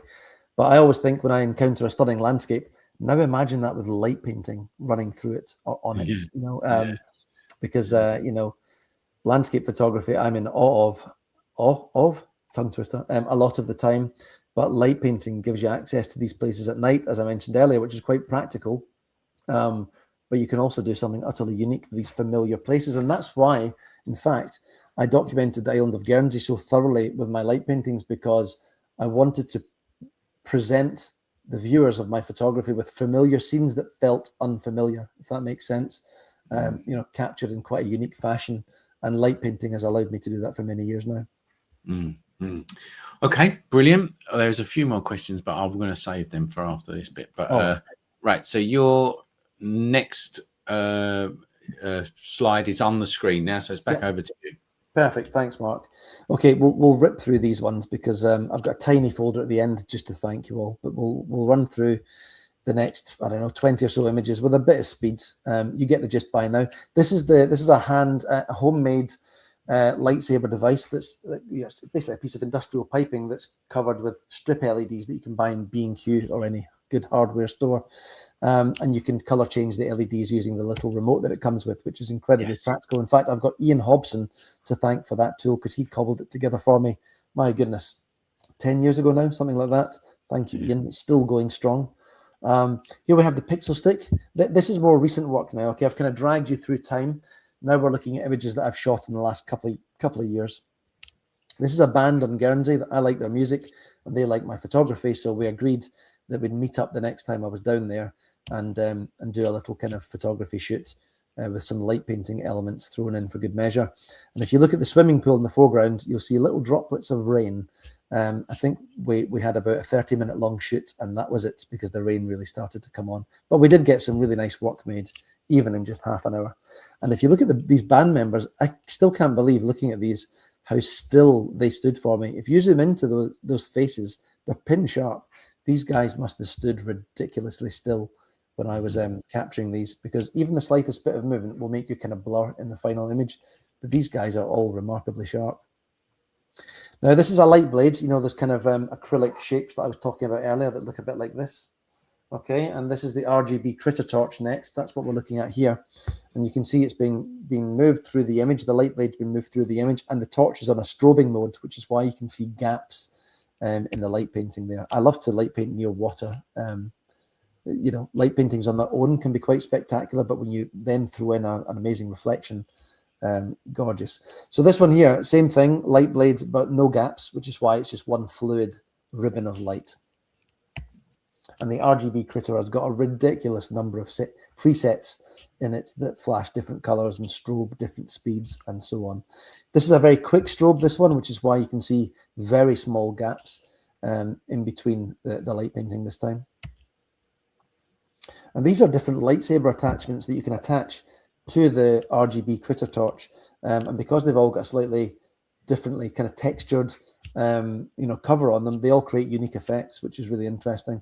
And every so often, I've not done this for the last few months, but every so often when I buy new tools, which I do regularly, I'll hire the Blackout studio that I live quite near to, and I'll just go in there for a couple of hours and experiment with the new tools just to see what they give me.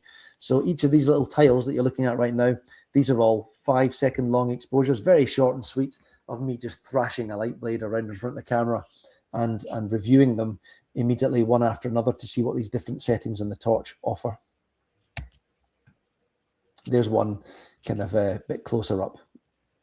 I really love abstract light painting. I didn't used to, but in fact, my first kind of I first encountered light blades maybe about 6 years ago now, towards the end of 2019. And I'm glad I did, because up until that point, I think all of my portfolio was light painting in the landscape. But every so often, it's quite lovely just to shut yourself away in a black, dark room, deprive the senses, and just, you know, throw a few tools around and see what comes out the other end. Very short exposures. That looks like an optic fiber brush in this one that's just been, you know, sliced through the image a few times by hand. 5-6 seconds.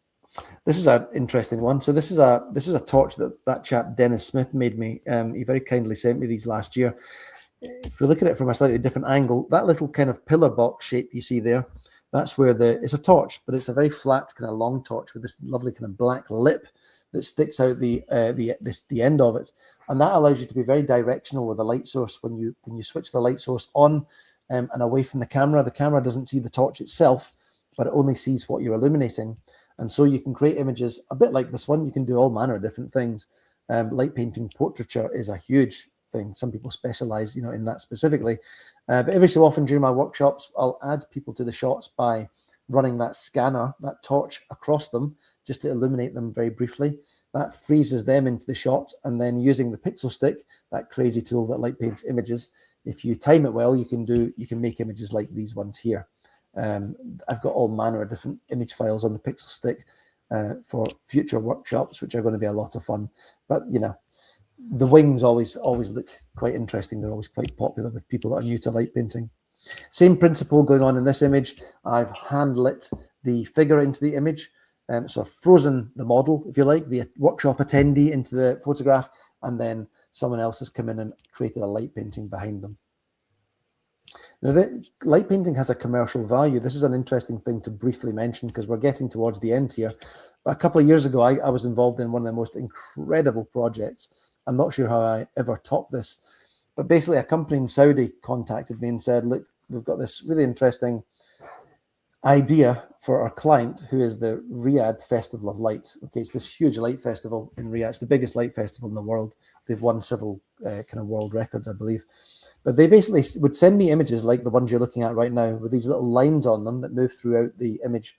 And they said to me, what we'd like you to do is create light paintings that tie in with these lines that move through the landscapes. And we had initially discussed the idea of me flying out to Dubai and going to various different locations, Riyadh and all over the place, to create these images by hand. But there's one problem. Well, there were two problems. One, it was nearly the summer holidays, and I've got a young daughter, so I was going to be quite busy that summer holiday, I remember. But we're going down to Guernsey as well, and I can't fly. I'd love to be able to fly. But if you look at some of these images that were created for this project, you'll see that, you know, not this one necessarily, but some of the images, if you think about the physical restrictions of light painting and how that light can be added to the shot, I actually created all of these images, all of the light paintings, by hand on various beaches in Guernsey and also in a Blackout studio here in Scotland. And they superimposed the light paintings into these images. Now, coming back to that question from earlier about AI, This was only 2 years ago. They could very easily have falsified, the light paintings themselves, but they chose an artist, me, to organically make the light paintings by hand for a reason. It gave the work gravitas. They wanted to explain to people how the work had been made. But I'm still amazed. I've never worked on a project where light painting's been lifted and superimposed onto something else. I wasn't initially very comfortable with that idea because, of course, many light painters around the world pride themselves on what they can accomplish during a single long exposure, and that includes the landscape. But as you can see, they did such a ridiculously good job at putting my light paintings into these different. Can I jump in here, David? Did they give you these photographs and say, right, we want the light painting going through this street or whatever this is, and then you sort of created it, to fit, if that makes sense? And then they essentially, Mark, and they would send me those images that I showed you just at the beginning. Let's just go back very quickly. Yeah, these little images here. So what they did was they got various landscape photographers around the world to go, one in New York, one in Cairo, one in Riyadh, Japan, all over the place. You'll see in a minute. They shot the plate images, which are the ones we're looking at here. And they would then say to me, David, would like the light, the ribbons to move in this flowing fashion through the image. And I would then create as best I could, because again, physical limitations. And when you're working, if you imagine me stood on a beach that's quite flat, I can only lift the light painting tool up so high to imply perspective.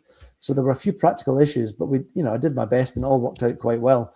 And so essentially, yes, they would send me images like this and say, here's how we want you to create the light painting, just by using lines. And I would literally go out and then recreate those structures of light paintings that they wanted. So I essentially ended up shooting a massive library of several hundred light paintings for them. And they then handpicked from those the images that they best fitted, depending on how the light moved through the image. Yeah. Let's get back to where we were. So yeah, as you can see, there's no way you could physically make an image like this on site. That just would be impossible. You could maybe do it with a drone, and that is a thing, by the way. Drone light painting. I've got to hold that thought. I've actually got a question on that in a minute coming up. Okay. So okay. Yeah. But we'll just finish off these images super quick. They're gorgeous. I got to liaise with all of the landscape photographers. One in particular who was out east, a guy called Hywell. And Hywell would send me the images from around those areas, and we would discuss how I could then move through the landscapes that I was working in back here. Fascinating project. But they wanted a human to make the work. That's what the festival's all about, humans and interactions with light as people. And so they wanted the work to be made in this style for that reason. And if we look at this image here briefly, this is the sort of image I was shooting for them. If you imagine me walking on some, you can see the wet sand. They actually would lift the reflections in these images as well and relay them in the images that they were then going on to. So really interesting project. And then shortly after that, I got another incredible commission. I worked with Lexus for a few days, for a week actually, with a good friend of mine called Katie Granger. Katie's a great light painter as well. And what I discovered was what they were asking me really required two different light painters to be working symbiotically at different areas of a blackout film studio. And so they drove in vehicles to both ends of the blacked out film studio space. And Katie ran a workshop over there and I ran a workshop over here. And they used some of the images, as you can see, like this one, to kind of help advertise the workshop experiences for these high-end clients they had for the launch of the new electric car that was being launched out of Edinburgh, I think, for Europe. But the next few images, not this one, but the next three, I believe, were shot by workshop attendees who weren't even photographers. They just got told there were several experiences that had been lined up for them throughout the course of a week, and they would go from one to the other. So these people were kind of fed into us. We'd switch the lights off and then we'd teach them how to light paint around this very expensive car, which had me on edge big time. I asked them all about the insurance actually before we started to try and give my brain some respite.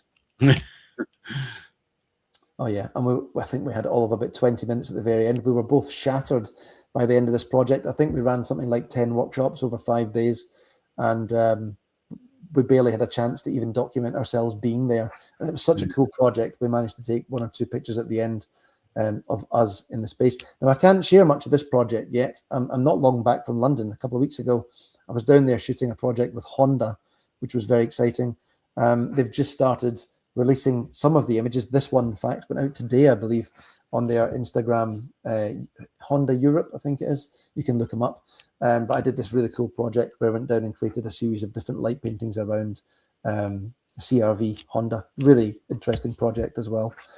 Right, that's the end of that folder, Mark. Should we take another brief pause and then we'll round things off? Yeah. There's a couple of questions coming about drones, and I was actually thinking it myself. So we might as well ask that one. There's Stu Hampton's. There was someone else and all, but I'm going to have to whoever else answers. I'm going to forgive me for your name, but Stu Hampton's asked the same question. Have you ever used a drone for light painting?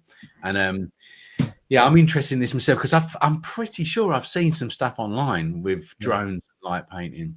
There's some incredible stuff out there, and some of the really simplistic drone work where someone's maybe just drawn a circle around, a church in the middle of the countryside, and you've just got this very localized circle of light illuminating the subject matter, the church building below. You've got this halo of light just floating in the sky. Absolutely gorgeous. I haven't done any drone light painting yet, sadly. I really hope that I get into that at some point quite soon. I'm thinking about it more frequently, which normally means I'm building up to it. However, my friend Kevin on Guernsey some years ago came up with something kind of similar. It was a crazy experiment. He wanted to find out what would happen if we sent his stunt kite up into the sky with some steel wool on fire hanging out the back of it. Okay. And I'll tell you what happened. It's exactly what I said would happen before we did it. I said, I would use your cheap kite, Kevin, because got a funny feeling. And right enough, we've got this photograph of the fire going up into the sky and then just crashing down. He lost his kite. Yep. Yeah, his cheap kite. All right. Okay, so that's that question. I'll get the others up while you get your final folder ready. I'm looking for David Forrester, I believe. Just give me a minute here because I've got to go all the way back up. Here we go. Here we go. This is a good one. This is a good one. All right. So I've got David Forrester here. Yeah. He's asking any scary experiences whilst light painting, because this is because it's pitch black, right? And you're near water and rocks. Yeah. I can think of several things, but the two that really stand out, that one where the police stormed the building wasn't very fun, but that wasn't that scary. It was just more of a surprise. The two scariest things I've had happen, both on Guernsey, one was out at a big German bunker, huge thing, probably the biggest one on the island. And me and my friend Kelvin were experimenting with a few ideas that night. And it was like 1 or 2 a.m, and a car. We were right down the front of the bunker near the cliff, kind of drop off, being careful. But we were there and we heard a car drive up at 2 a.m. and park, and they walked into the bunker. Some person walked in, and we had a pretty weird but normal reason for being there, if you know what I mean. God knows what they were there for. So we just kind of stayed hidden for like half an hour until we felt they might have left, and then carried on. That was quite unsettling. But the really scary one was working in Guernsey's got this underground German hospital that they built, back in the 40s or whatever. And it's a really creepy place. In fact, a lot of people say that it's haunted, if you believe that kind of thing. And I took a film crew there. I won a competition and got filmed making some work there. And we were there shooting the first image, or the first couple of images of that particular shoot. And I was using a blue LED to spin an orb. And every time we shot an image, in the resulting images, we would see these orange lights kind of scraping up the side of the shot. And nobody else was in the frame. We still don't know what it was. And we were told at the end that many people end up with things in the photographs they don't normally see. Yeah. That was, I'm not sure how much I believe in ghosts, but I think I believed in them a bit more after that experience. Yeah. That was really freaky. Yeah. Okay, I'm going to find a couple more there. There is another one here. Here we go. This one's from Budgie Bear. And what's speed setting do you use for your drill? I mean, that's quite an when you're doing your orbs. Yes. It's not just speed, we're talking about drill speed settings now. Yeah. A fairly minimal speed. I think the clever answer is a general. Well, it's funny when I when I'm teaching people in the workshops, that's the one tool out of everything I've got in my kit bag, and it's a lot. That's the one tool I always explain to the attendees. They shouldn't feel any pressure to use, because it's quite weird holding up a drill and spinning a big metal pole around in front of your face in the dark. So I always make that optional for that reason. But when people start using it, the trigger's a bit like the clutch in your car. You've got to kind of find the biting point, and the drill then kind of jolts and the pole spins. And the trick is not to get a fright when that happens, and just gently build up the pressure until you're happy with the spin speed. It takes a little bit of, as does all this kind of stuff, it takes a bit of feel and experience and repetition. But like I said earlier, the number of people that come to my workshops and spin an orb after just a couple of attempts, I'm like, give me that back. That's getting pretty good. So it's not difficult. Like I said earlier, I think as long as you hit that marker in the ground and you spin the pole with relative speeds, it's not too slow. As long as you're keeping the pole straight and hitting that marker, you'll end up with something incredibly accurate. Yeah, good. We've got a really good question here, actually, from Richard Noons again. So it says, other than glow sticks, are there any fluorescent liquids that can be used in bottles? I don't know. I've certainly never used any. The closest I can think of in line with that kind of question is you can buy things like glow chalks and pens that you can then apply a glow color to, for example, the edge of the light blades. I've colored the edges of my light blades before using chalk. I've also used Sharpie pens to add color to the plastic as well. But never a luminous liquid. I'd be curious to find out if anyone knows of one. That'd be quite interesting. Yeah. Like splatting it out of a bottle. If you could get liquid and splash it up against glass or something like that. Well, in the early days, maybe where Richard's brain's going here, because in the early days, I used to have a very strong image in my head of, like you're describing, like glowing liquid, just on objects. And I remember cutting about 10 glow sticks, cutting the tops off them and spilling the glow stick liquid all over these steps. The images were rubbish, by the way, but I documented it, and it was semi-interesting because you could see the liquid running down the steps and being very visible and luminous, but the steps were so dark, it just looked really strange and contrasty. It didn't look like I imagined it might. And when liquid drips, it's thin, isn't it? It's translucent. Whereas in a glow stick, it's it's a thick, isn't it? So you need a really sort of strong, bright liquid of whatever. I don't know. Yeah, I was using paint just 2 weeks ago for that Honda project, but it was actually the opposite of what we're thinking there. It was the blackest black that you can buy. It costs a fortune. You buy a small tub of it, and it's like 40 quid. I bought some of that special black paint for painting on the edges of some of my tools to darken where they meet the insert of the torch or whatever. I use black paint now and then, and black insulation tape and electrical tape for the opposite reasons you're asking, but you know what I mean. A couple of people have dived in here, actually. Diane is saying using neon dyes as a luminous liquid, and then someone else was liked luminol. I don't know if that's a product or whether they just made that up or something like that. But, anyway, there you go. Right, back over to you. Thank you. And slides on the screen. Yeah, thanks, Mark. So to those that are still with us, well done. I know I'm rabbiting on a bit here. That's about 1 hour and 20. No, we started at 7:30. My goodness, I'm talking too much as usual. It's 9:20. We'll fly through these images, because the very last folder, which is next, there's only 7 or 8 images in each one. But light painting portraiture, as I mentioned, is a thing. It's what some light painters actually specialize in. Now, a few, maybe 4 or 5 of these images were made last year during a workshop I ran, where my great friend Dennis Smith came over from Australia. And Dennis loves creating light painting portraits. So he treated us to a brief session during our kind of co-hosted workshop, and had people sit in the studio, and just with Dennis and I think it was just the two of us, we'd run lights behind them using different tools to create different effects. And it's such a fascinating process when you start adding, my images normally represent the absence of human presence, if you like. But portraiture is a fascinating it's a fascinating creative process when you couple it with light painting, and how it's always a bit, photography is always a bit problem solving, isn't it? Especially when we're talking about what angle we want to light it from, how much light we add, etc.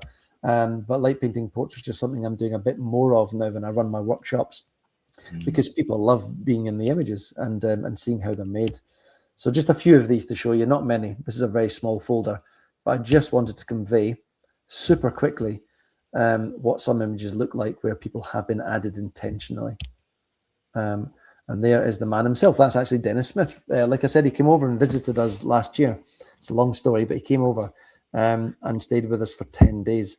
And I made his portrait, which is very rare. You don't see Dennis in many images, much like most of us photographers. We like to be on the other side of the camera. But that was us at these gorgeous sculptures called the Kelpies. I managed to take a nice image of him during his visit to Scotland. Oh yes, and one image at the end before we jump into the farewell folder. This was way up north at, I think it was Gordonston School, and they have a very talented ballet dancer on campus there, and she joined us for a couple of images during the light painting workshop. It's just nice to show you one of these because she was striking these incredible shapes and poses. And like I said, you know, when you combine figurative work with light painting, something special generally tends to happen. Mark, I'm going to jump out of this folder and into the very last one. So let's take a really, really brief pause, like 20, 30 seconds. And I've asked all the questions that I've got so far. So people have got to start typing in new questions if they want. But you just get your folder up there. Yeah. This will be the last one. Lots of people are interested in this liquid luminance neon thing. So maybe there's something in that. But anyway, your slide's back up. So back over to you. This just kind of wraps up everything really. As I mentioned, and this is not a pitch as such, it's just some of you may find this useful. I wish I had something like this 18 years ago. It would have saved me a lot of pain in the early years of light painting. But I wrote a book on light painting.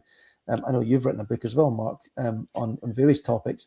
This is an ebook that's on my website. I wrote it during the lockdowns back in 2020 when I realized all of my workshops had evaporated overnight. And so you'll find these, they live on my website. You can go and have a look and find out more about what they contain on my site. If any of you are near, in Scotland or visiting Scotland, do keep in touch, because I tend to run at least monthly workshops, normally a couple every month, depending on, who's around and what the interest is like. But there's normally at least one definitely taking place each month. You'll find them listed on my website as well. And they're incredibly interactive. And again, blow my own trumpet here, but I think I've probably got one of the largest collections of light painting tools on the planet. It's ridiculous, the number of tools I've amassed over the years. I've got loads here on my table. I was going to show you. You've seen most of them in the slides, but you get to use all of them during the workshops. It's a kind of free-for-all. And people that come in my studio workshops then get invited after those onto my outdoor ones, and they are special because, as we've looked at tonight, when you take this kind of skill set outdoors, the real magic happens. Light painting in the landscape is just such a beautiful, tranquil, therapeutic process. It really is. There's one of Dennis Smith's orbs. It feels a bit different, doesn't it? The light quality, the texture of the lights, a bit different. That was an orb that Dennis spun for us in the banks of Loch Lomond last year. And I always like to end on this slide because this slide shows loads of images, as you can see. None of them made by me, all made by light painting workshop attendees. And I like to prove a point when I put this slide up. Anyone can light paint, I promise. It's not difficult. Having the access to the right tools is where a lot of the problems lie. And as I mentioned, if you're ever up this neck of the woods, do give me a shout, and you can come and have a look at them or join me in a workshop. But let's end things there, because you've been, my goodness, you've been incredibly patient tonight, all of you. All right. I'll put for everyone watching.